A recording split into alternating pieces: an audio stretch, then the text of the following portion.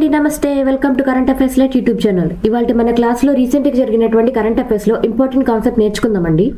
మీకు కనుక మా ఛానల్లో ఉన్నటువంటి వీడియోస్ అండ్ ఎక్స్ప్లెనేషన్ నచ్చినట్లయితే మా వీడియోస్ లైక్ చేయండి, షేర్ చేయండి అండ్ సబ్స్క్రైబ్ చేయండి. Welcome to current affairs light YouTube channel.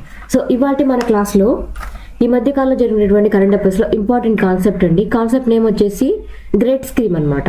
అసలు ఏంటి గ్రేడ్ స్కీమ్ అంటే, దీనికి సంబంధించినటువంటి అంశాలేంటి అండ్ మన దేశానికి సంబంధించిన గ్రేడ్ స్కీమ్ అనేది ఏ విధంగా అభివృద్ధి చెందబోతుంది, దీని గురించి కంప్లీట్ ఎనాలిసిస్ అనేది ఈ వీడియోలో తెలుసుకుందాం.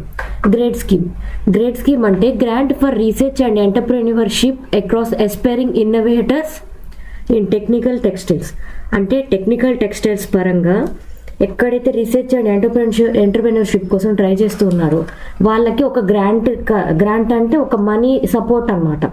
సో రాయల్టీ లాగా కాకుండా, ఒక సబ్సిడీ లాగా కాకుండా, సో వాళ్ళ కోసం ఆ కంపెనీని కానీ ఆ స్టార్టప్ని కానీ ప్రోత్సహించడం కోసం ఇచ్చేటువంటి అమౌంట్ని గ్రాంట్ అంటారు. సో అలా గ్రాంట్ అనేది మొత్తంగా ఇచ్చేస్తారనమాట. సో అందుకని దీన్ని గ్రాంట్ అన్నాం. సో రాయల్టీ కానీ సబ్సిడీ కానీ అవైతే కొంత అమౌంట్ వరకే ఉంటుంది అండ్ తిరిగి చెల్లించాలి, ఇలా ఉంటుందన్నమాట. సో బట్ గ్రాంట్ అనేది ఎక్కువ కాల పరిమితి తోటి ఇస్తారు అండ్ ఎక్కువ కాలం పాటు ఆ గ్రాంట్ పర్మిషన్ ద్వారా వాళ్ళ యొక్క నిధులు అనేవి సమకూర్చుకోవడానికి వీలవుతుంది.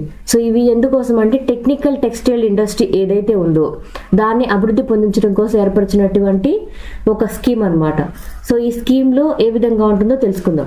సో గ్రేడ్ స్కీమ్ వచ్చేసి grant for research and entrepreneurship across aspiring innovators in technical textiles industry. So ఇందులో ఎందుకు వచ్చిందంటే న్యూస్లో రీసెంట్గా మన కేంద్ర ప్రభుత్వం వారు నియర్లీ 50 లక్షల రూపాయల వరకు గ్రాంట్ ఇచ్చే విధంగా ఈ grant research and entrepreneurship across aspiring innovators in technical textile స్కీమ్ని అభివృద్ధి పొందించారు. సో ఇది ఒక ఏదైనా స్టార్టప్ పెట్టాలనుకున్నప్పుడు, స్టార్టప్ అంటే ఏ విధమైన స్టార్టప్స్, టెక్నికల్ టెక్స్టైల్స్ని ఇంప్రూవ్ చేసే విధంగా ఏదైనా స్టార్టప్ కనుక పెట్టాలనుకుంటే నియర్లీ 50 లక్షల రూపాయల వరకు కూడా గ్రాంట్ అంటే ఒక అమౌంట్ని గవర్నమెంట్ ఇస్తుందన్నమాట. సో టోటల్ దీని ప్రాజెక్ట్ కోసం వచ్చిన అమౌంట్ అయితే 151 కోట్లు అనమాట. సో 151 కోట్లలోంచి ఎవరికైతే ఇటువంటి స్టార్టప్స్ కనుక చేయాలనుకుంటున్నారో వాళ్ళు ఆన్లైన్ పోర్టల్ ఇస్తారు. ఆ పోర్టల్లో వాళ్ళు నమోదు చేసుకొని మాకు ఇటువంటి సహాయం కావాలి, గ్రేడ్ స్కీమ్ కింద మాకు కొంచెం గ్రాంట్ అనేది అవసరం అవుతుంది, మాకు సపోర్ట్ కావాలి అని చెప్పి అప్రోచ్ అవుతారు. వాళ్ళకి కావాల్సినటువంటి అమౌంట్లో కనీసం ఒక 50 లక్షల రూపాయల గ్రాంట్ వరకు గవర్నమెంట్ నుంచి అందుతుందన్నమాట. సో అదే ఈ స్కీమ్. సో అసలు ఈ టెక్నికల్ టెక్స్టైల్స్ అంటే ఏంది? టెక్స్టైల్ ఇండస్ట్రీ అంటే మనకు తెలుసు, నార్మల్ క్లోతింగ్, మన రోజువారు వేసుకునేటువంటి దుస్తులు, బట్టలు, వస్తువులు అటువంటివన్నీ అనమాట. బట్ టెక్నికల్ టెక్స్టైల్స్ అన్నప్పుడు అది డిఫరెంట్గా ఉంటుంది. అంటే మనం సాధారణంగా తీసుకునేటువంటి వస్త్రధారణ కాకుండా, మనం వీటివి కాకుండా ఉండేటివి టెక్నికల్ టెక్స్టైల్స్ అనమాట. ఆ కేటగిరీస్ కూడా మనం నేర్చుకుందాం. అసలు ఈ టెక్నికల్ టెక్స్టైల్స్ అంటే ఎటువంటివి ఉంటాయి? సో నార్మల్ క్లోతింగ్ కాదు, నార్మల్గా వేసుకునేటువంటి బట్టలు కాకుండా మిగిలిన అనమాట. సో అగ్రోటెక్, అగ్రికల్చర్కి సంబంధించినటువంటి ఏవైతే క్లోతింగ్స్ యూస్ చేస్తుంటారో అలాంటివి అనమాట. హార్టికల్చర్లో landscape gardening, agriculture plus forestry, animal keeping, ఇటువంటి చోట్ల యూస్ చేసేటువంటి వేరే రకాలైనటువంటి క్లాతింగ్ అనమాట. అది నార్మల్గా వేసుకునేవి కాకుండా ఇప్పుడు హార్టికల్చర్లో కావచ్చు, లేదా కొన్ని చోట్ల ఫిల్టరేషన్కి వాడుతూ ఉంటారు అగ్రికల్చర్లో, వ్యవసాయం పరంగా అటువంటివి, లేదా డేరాల్ లాగా వాడుతూ ఉంటారు. బిల్డ్ టెక్, సో మెంబ్రేన్ లో వెయిట్ ప్లస్ మ్యాసివ్ కన్స్ట్రక్షన్లో కొన్ని రకాలైనటువంటి క్లాతింగ్స్ కావచ్చు, కన్స్ట్రక్షన్ మెటీరియల్ కావచ్చు, అటువంటివి అనమాట. Engineering plus industrial building, so ఇటువంటివి అనమాట. ఇండస్ట్రియల్ బిల్డింగ్ ఇవి ఈ కేటగిరీలోనే, బిల్డ్ టెక్లోనే మన రోడ్ కన్స్ట్రక్షన్ అప్పుడు కావచ్చు, బిల్డింగ్ కన్స్ట్రక్షన్ కావచ్చు, ఏవైతే క్లాతింగ్ని యూస్ చేస్తూ ఉంటారో అటువంటి టైప్ ఆఫ్ మెటీరియల్ని బిల్డ్ టెక్ అంటాం. సో క్లాత్ టెక్ వచ్చేసి garments and special types of shoes ఇటువంటివి. Geotech, road infrastructure, railways, irrigation and hydraulic structures, waste land fills and dams. ఈ జియోటెక్లు ఏవైతే యూస్ చేస్తూ ఉంటారో అవి లో అబ్జార్ప్షన్ ఆఫ్ వాటర్కి కెపాసిటీని తట్టుకునే విధంగా ఉంటాయన్నమాట జియోటెక్ మెటీరియల్స్లో. హోమ్ టెక్ వచ్చేసి furniture, so upholstery plus interior furnishing, rugs, floor coverings అంటే కార్పెంట్స్ లాంటివి అనమాట. కార్పెట్స్ లాంటివి. ఇండుటెక్, సో ఇండుటెక్లో filtration, cleaning, mechanical engineering, chemical industry ఇటువంటివి. సో ఇందులోనే మనకి కార్ సీట్ బెల్ట్స్ అలాంటివి కూడా వస్తూ ఉంటాయి. ప్యాకేజింగ్లో కూడా వస్తూ ఉంటాయి. బట్ కార్ సీట్ బెల్ట్స్ కావచ్చు, ఏవైతే మన బైక్స్కి యూస్ చేసేటువంటి కవరింగ్స్ కావచ్చు, ఇవి కూడా ఇందులో వస్తూ ఉంటాయి. మెడిటెక్, హైజీనిక్ అండ్ మెడిసిన్, అంటే మన డైపర్స్ కావచ్చు, సేఫ్ నాప్కిన్స్ కావచ్చు, అండ్ సర్జరీ టైంలో యూస్ చేసేటువంటి స్పెషల్ టైప్ ఆఫ్ క్లాత్స్ కావచ్చు, ఇవన్నీ కూడా మెడిటెక్ కిందకు వస్తాయి. మొబైల్ టెక్లో cars, ships, air craft, train, space travel, వీటికి సంబంధించినటువంటి క్లాతింగ్ మెటీరియల్ లాంటివి యూస్ చేస్తుంటారు. వాటికి సంబంధించినటువంటి టెక్నికల్ టెక్స్టైల్స్ అనమాట. ఓయికోటెక్లో ఎన్విరాన్మెంట్ ప్రొటెక్షన్ పరంగా, రీసైక్లింగ్ పరంగా, వేస్ట్ డిస్పోజల్ పరంగా ఏవైతే ఉంటాయో. So packaging, protective cover systems, sacks, big bags, container systems, అంటే వస్తువుల్ని ప్యాకేజింగ్ చేసేటప్పుడు యూస్ చేసేటువంటి మెటీరియల్స్ ఏవైతే ఉంటాయో అవన్నీ ప్యాకేజింగ్ టెక్లోకి వస్తాయి.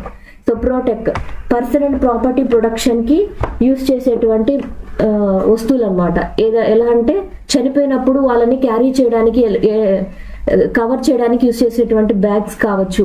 అండ్ వాళ్ళని ఎక్కువ కాలం పాటు నిల్వ చేయాల్సి వస్తే, అంటే ఐస్ బాక్స్లో ఏదైనా శవాన్ని ఎక్కువ కాలము నిల్వ చేయాలంటే వాళ్ళని ఒక ప్రత్యేకమైనటువంటి కవర్లో ప్యాకింగ్ చేసేసి కోల్డ్ స్టోరేజ్ లాగా పెడతారనమాట. సో అలా పెట్టేటప్పుడు యూస్ చేసేటువంటి మెటీరియల్ కూడా ప్రోటెక్ కిందకు వస్తుంది. స్పోర్ట్స్ టెక్లో ఓన్లీ షూస్ ఇటువంటివే కాదు, మన బాల్స్, బాస్కెట్ బాల్స్ ఇటువంటివి తయారు చేసేటువంటి ఏదైతే మెటీరియల్ ఉంటుందో అటువంటి మెటీరియల్ అనమాట. Active wear, outdoor and sports articles ఇటువంటివన్నీ కూడా స్పోర్ట్స్ టెక్ కిందకు వస్తుంది. సో ఇవన్నీ కూడా టెక్నికల్ టెక్స్టైల్స్ పరంగా ఉన్నటువంటి వస్తువులు కేటగిరీలు. Agrotech, build tech, cloth tech, geotech, home tech, indutech, meditech, mobile tech, oekotech, pack tech, protech and sport tech, ఇవి డిఫరెంట్ టైప్స్ అనమాట. ఎప్పుడు లాంచ్ చేశారంటే ఆగస్ట్ 2023లో దీన్ని స్టార్ట్ చేయడం జరిగింది. మినిస్ట్రీ ఆఫ్ టెక్స్టైల్స్ పరిధిలోకి ఈ యొక్క కేటగిరీలో ఉన్నటువంటి ఒక స్కీమ్ అనమాట. అండ్ మినిస్ట్రీ ఆఫ్ టెక్స్టైల్స్ అంటే మనం తెలుగులో జౌళి పరిశ్రమ శాఖ అంటాం. సో జౌళి పరిశ్రమ శాఖలో ఆగస్టు 2023లో ఈ యొక్క కార్యక్రమాన్ని స్టార్ట్ చేయడం జరిగింది. ఎందుకోసం స్టార్ట్ చేశారంటే ఇండివిజువల్స్ కావచ్చు, కంపెనీస్ కావచ్చు, ఎవరైతే రీసెర్చ్ దశలో ఉన్నారు, ఏదైనా కొత్త రకమైన టెక్నాలజీ తోటి ఒక వస్తువును తయారు చేసి టెక్నికల్ టెక్స్టైల్స్ పరిధిలోకి తీసుకొని రావాలనుకుంటున్నారో అటువంటి ప్రోటోటైప్, అంటే మోడల్ లాగా అనమాట. ఒక మోడల్ కొత్తగా తయారు చేసినటువంటి ఒక వస్తువుని టెక్నాలజీ పరంగా ప్రొడక్ట్ దశలోకి తీసుకెళ్లి దాన్ని కమర్షియల్గా అభివృద్ధి చెందించి ఒక మార్కెట్లకు వదిలే వరకు, ఆ వస్తువుని కొత్తగా వచ్చేటువంటి టెక్నాలజీని మార్కెట్లోకి వచ్చే వరకు ఏవైతే సపోర్ట్ అవసరమో అటువంటి సపోర్ట్ని మనకి మినిస్ట్రీ ఆఫ్ టెక్స్టైల్స్ కింద ఈ గ్రేడ్ స్కీమ్తో ఇవ్వడం జరుగుతుంది. అండ్ ఇక్కడ ఏ విధంగా అంటే టెక్నికల్ టెక్స్టైల్స్లో ఎటువంటి స్టార్టప్స్ ఉంటాయో అవన్నీ కూడా ఇంప్రూవ్ చేయడానికి, సో వాటికి ఒక సహాయం అనమాట. ఈ రంగంలో అసాధారణమైన వృద్ధి ఏదైతే ఉంటుందో వాటిని ఇంకా ఇంప్రూవ్ చేస్తూ ఉంటారు. అంటే ఆ సాంకేతిక వస్త్రాలు అంటారు టెక్నికల్ టెక్స్టైల్స్ అంటే. సో టెక్నికల్ టెక్స్టైల్స్ యొక్క పరిధిని పెంచడం కోసం ఏర్పరిచినటువంటి ఒక లక్ష్యంతో ఉన్నటువంటి ఒక కార్యక్రమం. ఇందులో బయోడిగ్రేడబుల్ మెటీరియల్స్తో కావచ్చు, అండ్ సస్టైనబుల్ టెక్స్టైల్స్ పరంగా కావచ్చు, high performance and speciality fibres, అంటే అటువంటి క్లాతింగ్ అనమాట. Different types of clothing fibres తోటి తయారు చేసినటువంటి క్లాతింగ్ అండ్ స్మార్ట్ టెక్స్టైల్స్, అంటే ఏ టెక్నాలజీ తోటి తయారు చేసినటువంటి మెటీరియల్స్ కావచ్చు, 3D ప్రింటింగ్ టెక్నాలజీని యూజ్ చేసి తయారు చేసేటువంటి వస్తువులు కావచ్చు, అటువంటి మెటీరియల్ కావచ్చు, క్లోతింగ్ కావచ్చు, వీటన్నిటినీ కూడా టెక్నికల్ టెక్స్టైల్స్లోకే వస్తాయి. సో వాటిని కూడా ఇంప్రూవ్ చేయడం కోసం ఏర్పరిచినటువంటి స్కీమే గ్రేడ్ స్కీమ్. సో ఈ స్కీమ్ వల్ల ఎందు పరిధిలోకి వస్తుందంటే నేషనల్ టెక్నికల్ మిషన్లోకి వస్తుందన్నమాట. So national technical textiles mission యొక్క అనుచరణలోకి తీసుకొచ్చినటువంటి స్కీమే గ్రేడ్ స్కీమ్. అండ్ ఇది ఏ పరిధిలోకి వస్తుందంటే మినిస్ట్రీ ఆఫ్ టెక్స్టైల్స్. డ్యూరేషన్ అంటే 2020-21 నుంచి 23-24 వరకు దీన్ని తీసుకున్నారు. ఇప్పుడైతే ఈ అమౌంట్ని 50 లక్షల రూపాయల వరకు పెంచగలిగారు అనమాట. ఇంతవరకు కేటాయించినటువంటి నిధులు అనేవి కొంతవరకే ఉన్నాయి, బట్ ఇప్పుడు 50 లక్షల వరకు గ్రాంట్ ఇచ్చేలాగా ఈ ఇయర్ 2023-24 ఫైనాన్షియల్ ఇయర్లో 151 కోట్ల రూపాయలని ఈ స్కీమ్ కోసం పెట్టడం జరిగింది. అండ్ దీనికోసం ఏంటి, టెక్నికల్ టెక్స్టైల్స్ ఇన్ ఇండియాలో మన దేశంలో ఉన్నటువంటి టెక్నికల్ టెక్స్టైల్స్ ఏవైతే ఉన్నాయో వాటన్నిటినీ కూడా చాలా అభివృద్ధి పదంలోకి నడిపించడం కోసం తీసుకొచ్చినటువంటి ఈ కార్యక్రమం. సైలెంట్ ఫీచర్స్ ఏ విధంగా అంటే సో 50 లక్షల రూపాయల వరకు గ్రాంట్ ఇన్ ఎయిడ్ అనేది ఇవ్వబడుతుంది. ఎంత కాలానికి అంటే 18 months వరకు, 18 నెలల కాలానికి. ఏ విధంగా అంటే మినిమం ఒక 10% వరకు ఒక అమౌంట్ అనేది ఏదైనా స్టార్ట్అప్ పెట్టాలనుకున్నప్పుడు మినిమం 10% అనేది ఒక 2 విడతలుగా కంపెనీస్ కావచ్చు, ఎన్ఐటీస్ అండ్ ఏవైతే రీసెర్చ్ సెంటర్స్ ఈ కొత్త రకమైనటువంటి టెక్నాలజీస్ని తీసుకొస్తున్నాయో అవి పెట్టవలసి ఉంటుంది. అది కూడా 2 విడతలుగా పెట్టినా సరిపోతుంది అనమాట. మిగిలిన అమౌంట్లో 10% గ్రాంట్గా ఇంక్యుబేటర్స్కి అంటే ఏదైనా రీసెర్చ్ సెంటర్స్ కావచ్చు, ఎన్ఐటీస్ కావచ్చు, వాటికి ఈ టెక్నికల్ టెక్స్టైల్స్ పరంగా ఏవైతే స్టార్టప్స్ ఉన్నాయో వాటికి మినిమం 10% ఆఫ్ ద గ్రాంట్ అనేది గవర్నమెంట్ నుంచి అందబోతుంది అనమాట. అసలు ఏంటి ఇంక్యుబేటర్స్ అంటే IITs, NITs, textiles research associations కావచ్చు, సెంటర్ ఆఫ్ ఎక్సలెన్స్ కావచ్చు, ఇవన్నీ కూడా ఇంక్యుబేటర్స్ అంటాం. ఇంక్యుబేటర్స్ అంటే అక్కడ ఈ టెక్నికల్ టెక్స్టైల్కి సంబంధించినటువంటి రీసెర్చ్ అండ్ ఇన్నోవేషన్ జరిగేటువంటి ప్రతి ఒక్క ప్లేస్ని ఇంక్యుబేటర్స్ అనొచ్చు. సో ఇంక్యుబేటర్స్లో కొత్త టెక్నాలజీ పరంగా యూస్ఫుల్ అని తెలిసినప్పుడు దాన్ని ఇంప్రూవైజ్ చేసి ఆ యొక్క ప్రోడక్ట్ని మార్కెట్లోకి తీసుకురావడానికి మన స్టార్టప్స్ పెడుతూ ఉంటారు. సో అలా చేసేటప్పుడు కావాల్సినటువంటి అమౌంట్లో 10% మాత్రమే ఆ ఇంక్యుబేటర్స్ పెట్టుకుంటే సరిపోతుంది. మిగిలిన అమౌంట్ని గవర్నమెంట్ నుంచి కూడా వాళ్ళు సహాయంగా అందిస్తారనమాట. సో ఇంక్యుబేటర్స్ అంటే ఆర్గనైజేషన్స్ కానీ ఇన్స్టిట్యూషన్స్ కానీ లైక్ రిసోర్సెస్ లాగా ఈ స్టార్టప్స్ ఏవైతే ఉంటాయో వాటికి కావాల్సినటువంటి మెయిన్ టెక్నాలజీ పరంగా ఏవైతే ఉంటాయో వాటికి సంబంధించినటువంటి లేబొరేటరీస్ కావచ్చు అండ్ వాళ్ళకి కావాల్సినటువంటి టెక్నికల్ సపోర్ట్ కావచ్చు, ఇవన్నిటిని ఇచ్చేటువంటి ప్లేసే ఇంక్యుబేటర్స్ అనమాట.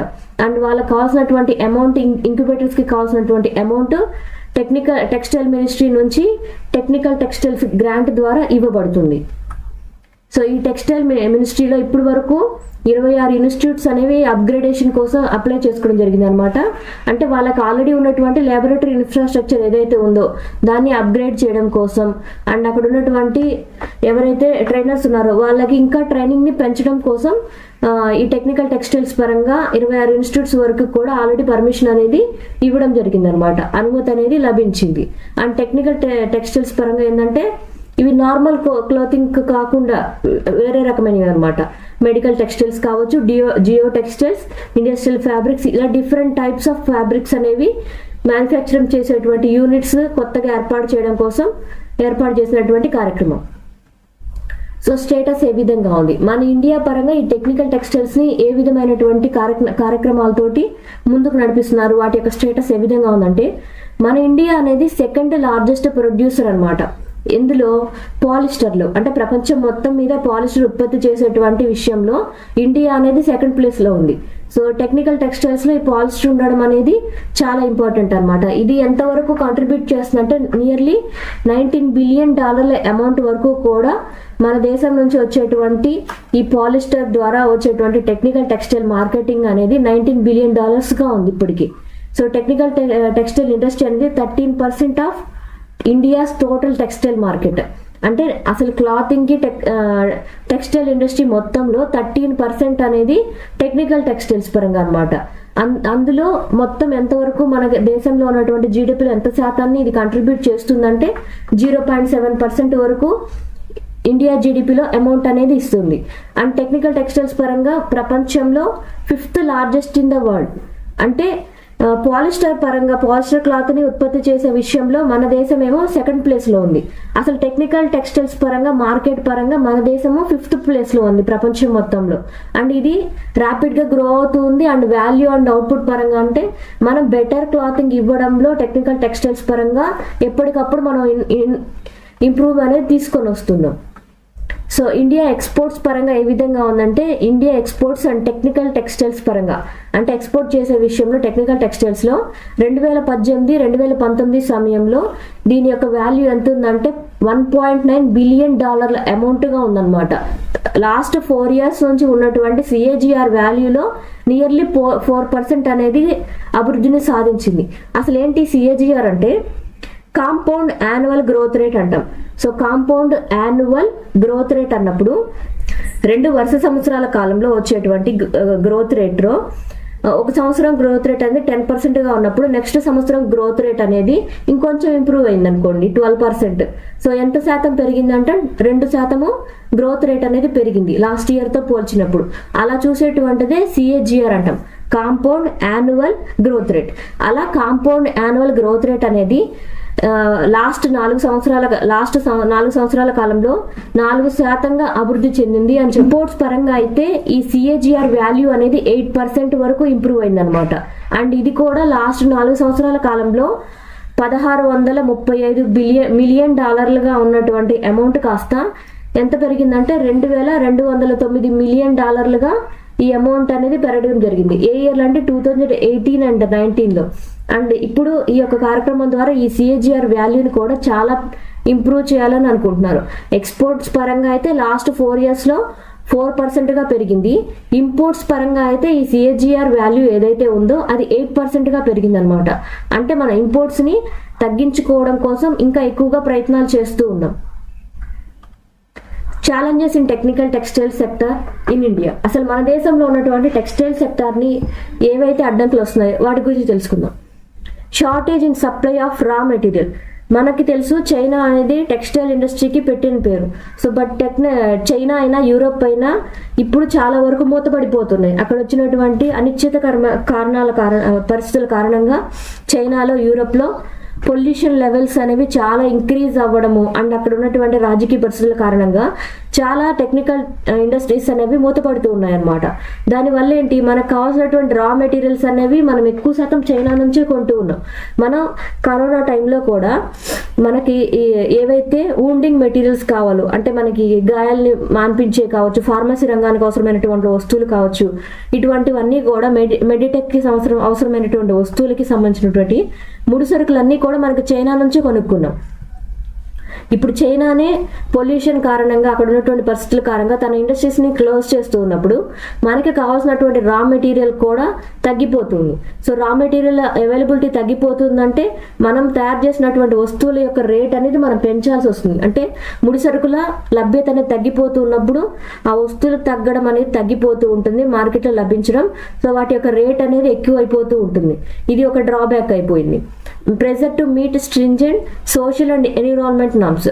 మనకున్నటువంటి ఎన్విరాన్మెంట్ రెగ్యులేషన్స్ ప్రకారం సప్లై చైన్ని మార్కెట్లోకి తీసుకొని వచ్చే వరకు, అంటే ఒక వస్తువు తయారు చేసిన తర్వాత నుంచి ప్రోటోటైప్ వాల్యూ రీసెర్చ్ చేసి ప్రోటోటైప్ వాల్యూ నుంచి మార్కెట్లోకి దాన్ని తీసుకొని వచ్చే వరకు మనకి చాలా ఎన్విరాన్మెంట్ పరంగా కావాల్సినటువంటి పర్మిషన్స్ కావచ్చు, ఇవన్నీ కూడా చాలా ఎక్కువగా ఉన్నాయన్నమాట. సో ఆ యొక్క ఇన్వెన్షన్ని మార్కెట్లోకి తీసుకొచ్చేటప్పుడు వీటన్నిటి ద్వారా ఎన్విరాన్మెంట్కి ఇబ్బంది కలుగుతుంది, లేదా ఇండస్ట్రీ వల్ల ఎన్విరాన్మెంట్కి ఇబ్బంది కలుగుతుంది. అటువంటి గొడవలు వచ్చినప్పుడు చాలా వరకు ఇండస్ట్రీస్ అనేవి అభివృద్ధిలోకి వెళ్ళలేకపోతున్నాయి. Increase in cost of raw material. చైనాలో చాలా కంపెనీలు షట్ డౌన్ అవ్వడం వల్ల సో రా మెటీరియల్ యొక్క కాస్ట్ అనేది ఎక్కువ అయిపోతూ ఉంది.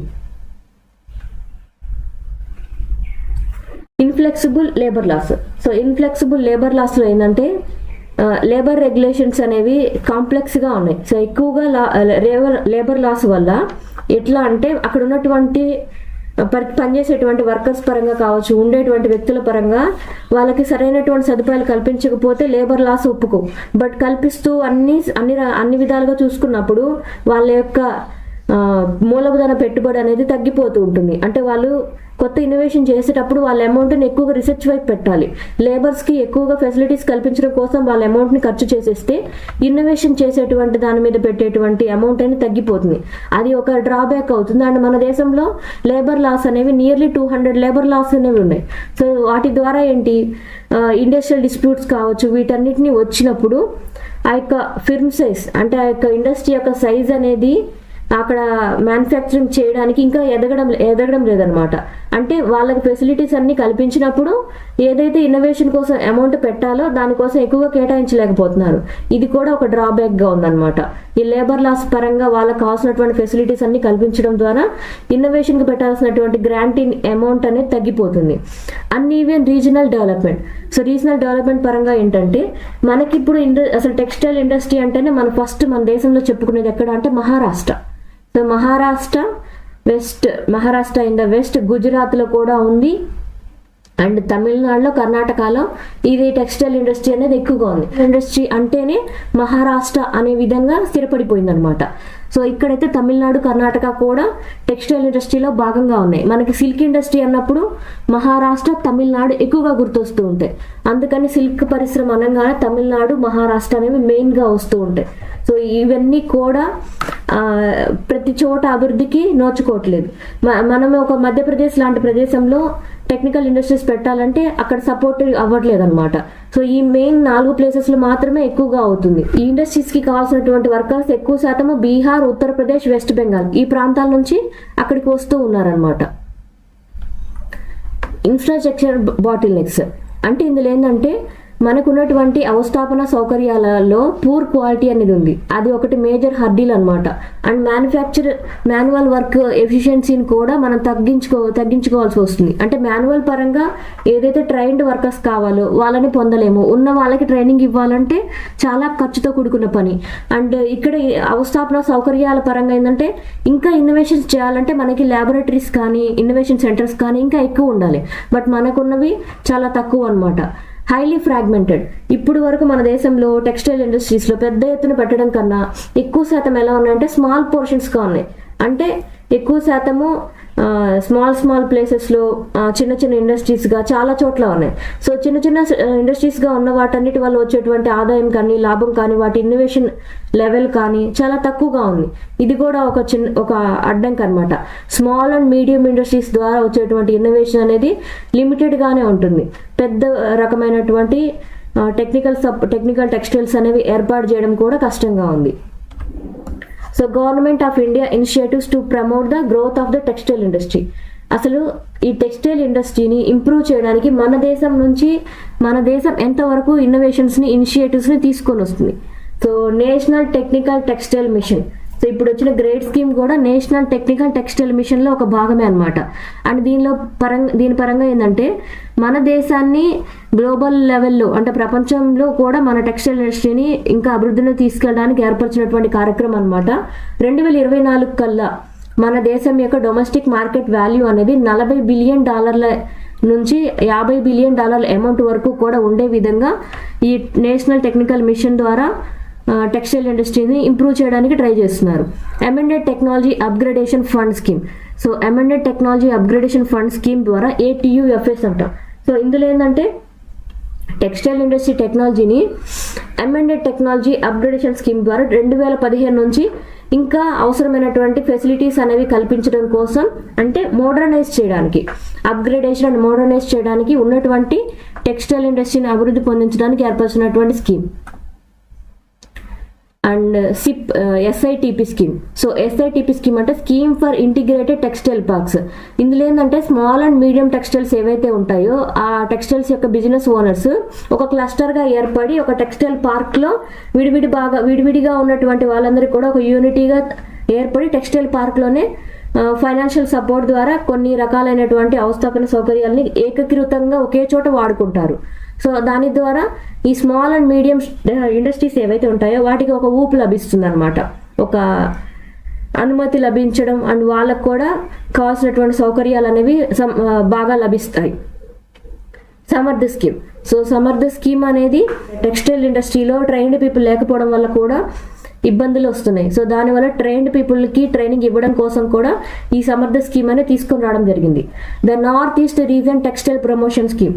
సో నార్త్ ఈస్ట్ పరంగా ఉన్నటువంటి టెక్స్టైల్ ఇండస్ట్రీస్లో అక్కడ అవసరమైనటువంటి ఇన్ఫ్రాస్ట్రక్చర్ అంటే అవస్థాపన సౌకర్యాలు కావచ్చు, కెపాసిటీ బిల్డింగ్ కావచ్చు, మార్కెటింగ్ అసిస్టెన్స్ పరంగా కావాల్సినటువంటి ప్రోగ్రామ్ని ప్రమోషన్ని చేసేటువంటి స్కీమ్ అనమాట.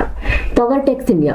సో పవర్ టెక్స్ ఇండియా పరంగా ఏంటంటే పవర్లూమ్ టెక్స్టైల్స్లో రీసెర్చ్ అండ్ డెవలప్మెంట్ కోసం, న్యూ మార్కెట్స్ కోసం అండ్ వచ్చేటువంటి వాటికి బ్రాండింగ్ సబ్సిడీస్ని ప్రొవైడ్ చేయడం, వర్కర్స్ వెల్ఫేర్ ప్రోగ్రామ్స్, ఇవన్నీ కూడా పవర్ టెక్స్ ఇండియా ప్రోగ్రామ్ ద్వారా ఇవ్వడం జరుగుతుంది. ద సిల్క్ సమగ్ర స్కీమ్ ద్వారా ఏంటంటే ఇంపోర్ట్ చేసుకునేటువంటిది ఇప్పుడే మనం చైనా నుంచి ఉన్నటువంటి సిల్క్ పరిశ్రమ నుంచి చాలా వరకు మనం సిల్క్ని కొంటూ ఉన్నాం. అలా కాకుండా మనకు కావాల్సినటువంటి సిల్క్ని వేరే దేశాల నుంచి కొనవలసిన అవసరం లేకుండా మనమే తయారు చేసుకునే విధంగా మన ఈ సిల్క్ సమగ్ర స్కీమ్ ద్వారా ట్రై చేస్తూ ఉన్నాం. PM mega integrated textile reason and apparel, PM మిత్ర స్కీమ్ అంటాం. సో వీటి పిఎం మిత్ర పార్క్స్ ద్వారా ఏంటంటే ఎంటైర్ టెక్స్టైల్ ఇండస్ట్రీ యొక్క వాల్యూ చైన్ ని ఇంప్రూవ్ చేయడం కోసం, లైక్ స్పిన్నింగ్ కావచ్చు, వీవింగ్ కావచ్చు, ప్రాసెసింగ్ కావచ్చు, డైయింగ్ కావచ్చు, ప్రింటింగ్ టు గార్మెంట్ మ్యానుఫ్యాక్చరింగ్, ఇవన్నీ విషయాలను కూడా ఒకే లొకేషన్ లో ఇంప్రూవ్ చేయడం ద్వారా అయ్యే ఖర్చు తగ్గిస్తారు అండ్ టెక్స్టైల్ వాల్యూ చైన్ కూడా ఇంప్రూవ్ చేస్తారు అనమాట. అంటే సరఫరా చేసేటువంటి గొలుసుని ఇంప్రూవ్ చేయడం కోసం ఉన్నటువంటి ప్రోగ్రాంలో ఒక పిఎం మిత్ర పార్క్స్ లాగా ఏర్పాటు చేయడం జరుగుతుంది. సో టెక్నికల్ టెక్స్టైల్స్ ఇవి ఇప్పుడు వరకు అయితే మన దేశంలో ప్రారంభ దశలోనే ఉన్నాయి. ఇవి కనుక ఇంకా ఇంప్రూవ్ చేయగలిగితే మన దేశ ఆర్థిక ప్రగతికి కూడా ఇవెంతో ఉపయోగపడతాయి అన్నమాట. Government aim to create world class infrastructure. మన ప్రపంచంలో మనం కూడా అభివృద్ధిలోకి వెళ్ళాలంటే మన దేశంలో ఈ టెక్నికల్ టెక్స్టైల్ ఇండస్ట్రీ అనేది అభివృద్ధిలోకి నడిపించడం అనేది చాలా ఇంపార్టెంట్ అన్నమాట. గవర్నమెంట్ యొక్క ఏమైందంటే టెక్నికల్ టెక్స్టైల్స్ పరంగా కూడా మన యొక్క గ్రోత్ అనేది ఉండాలి, మనం కూడా ప్రపంచంలో ఒక మంచి ప్లేస్ ని సాధించుకోవాలి అని ఏర్పాటు చేసినటువంటి స్కీమ్ గ్రేట్ స్కీమ్ అనమాట. ఈ గ్రేట్ స్కీమ్ ద్వారా మన యొక్క టెక్నికల్ టెక్స్టైల్స్ పరంగా అవసరమైనటువంటి అభివృద్ధి సాధించాలని ఏర్పాటు చేసినటువంటి లక్ష్యంతో గవర్నమెంట్ కృషి చేస్తుంది. Thank you for watching my video. మీకు కనుక నా వీడియో ఎక్స్ప్లెనేషన్ నచ్చినట్లయితే నా వీడియోని లైక్ చేయండి, షేర్ చేయండి అండ్ సబ్స్క్రైబ్ చేయండి. Thank you for watching. Thank you.